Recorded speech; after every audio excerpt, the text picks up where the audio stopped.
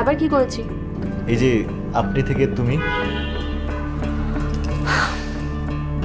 তো এখন থেকে আপনার ঘরে আসার জন্য আমার পারমিশন লাগবে, আপনাকে তুমি বলার জন্য আমার পারমিশন লাগবে, তাই তো?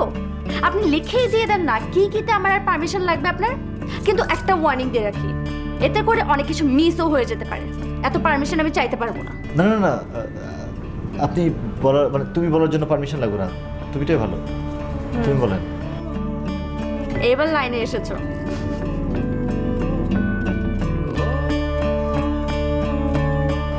এই যে এই হাসিটা তুমি আর কারোর সামনে দিবে না, এটা শুধুই আমার সামনে দিবে।